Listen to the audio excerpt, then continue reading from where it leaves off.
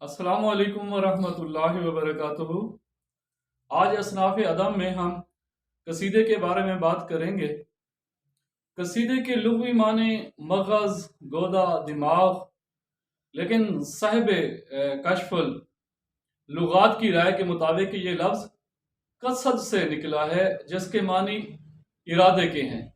یعنی جو شاعر ہے وہ ایسے اشعار کہے جس میں مداح و ذم، گردش لیل و نہار، حسن عشق اور بہار و گلزار اور دعا وغیرہ کے مراحل طے کر کے قصیدے کے اپنے مقصود پر وہ اثر ڈالے۔ اصطلاح میں قصیدے سے مراد شاعری کی وہ قسم ہے جس میں کسی زندہ انسان کی مدح کی جائے، یعنی اس کی تعریف کی جائے اور اس کے جو جملہ محاسن ہیں اس کے ہر پہلو پر جو ہے وہ روشنی ڈالی جائے اور اسی کے مطابق اشعار لے جائے۔ قصیدے کی جو ابتدا ہے ہم دیکھتے ہیں وہ ہمیں عربی ادب میں ملتی ہے، اور اس کے علاوہ فارسی ادب میں بھی قصیدے کی روایات موجود ہیں۔ ہمارے ہاں بھی جو قصیدہ ہے وہ فارسی سے آیا ہے۔ قصیدے کی کہتے ہیں کم سے کم جو اشعار کی تعداد ہو وہ 15 ہو، اور غزل کی طرح قصیدے کے پہلے شعر کے دونوں مصرے دیگر تمام اشعار کے مصرع ثانی سے ہم کافیہ ہونے چاہیے۔ قصیدہ میں کئی طرح کا ہوتا ہے، جیسے اگر قصیدے میں بہار و گلزار، سبزہ و گل وغیرہ کا ذکر ہو تو یہ بہاریہ ہو گیا۔ اگر انقلاب زمانہ یا شرائع حال ہو تو یہ حالیہ ہو گیا۔ اگر اوصاف حسن و عشق کا بیان ہو تو یہ عشقیہ ہو گیا۔ اگر شاعر اپنے کمال و ہنر کے بارے میں تعلق سے کام لے تو یہ فخریہ ہو گیا۔ اگر حضور صلی اللہ علیہ وسلم کی تعریف ہو تو نعتیہ ہو گیا۔ اور قصیدے میں کچھ ترتیب کا خیال رکھنا پڑتا ہے۔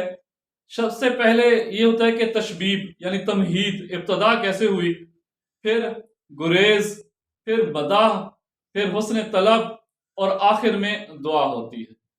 تشبیب جو ہے وہ قصیدے کی تمہید ہوتی ہے، اور اس میں چونکہ جو ہر طرح کے موضوعات کی گنجائش ہوتی ہے، اس لیے اس حصے میں شاعر اپنے کمال فن اور قادر کلامی کے جوہر دکھاتا ہے اور اس کو پورا موقع ملتا ہے۔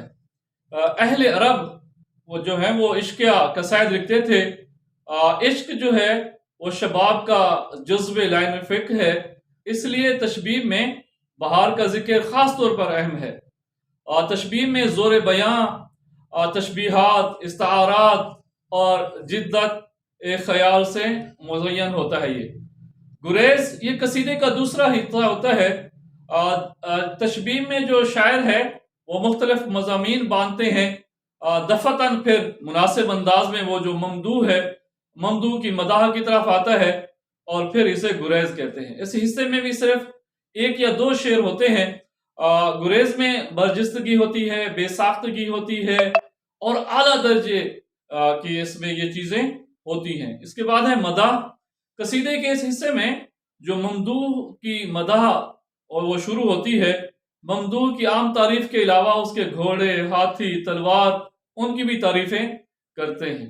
اور پھر جو اس میں یہ بھی ہے کہ اس کے جو اوصاف ہیں اور اس میں اس طرح ہونے چاہیے کہ جو جذبات ہیں اس کو ان کو تھوڑا سا تحرک بھی ملے۔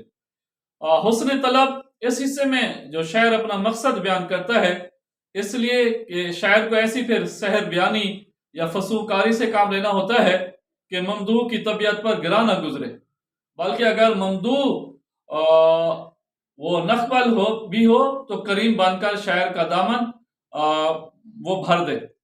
دعا یہ قصیدے کا آخری حصہ ہے، اسے حسن خاتمہ بھی کہتے ہیں۔ اس حصے میں شاعر اپنے ممدوح کی خوشحالی اور درازی عمر کی دعا کرتا ہے۔ تشبیب کی طرح یہ حصہ بھی بڑی شان و شوکت کا اس میں موقع ہوتا ہے، اور تاکہ جو اختتام ہو اس سے جو سننے والے ہیں یا سامعین ہیں وہ مطمئن ہو جائیں۔ ارباب فن نے مان لیا ہے کہ قصیدے کے الفاظ متن شاندار اور باوقار ہونے چاہیے تاکہ سامعین پر ان کا روب پڑ جائے۔ قصیدے کا خاص جو وصف ہے وہ جدت ترازی ہے۔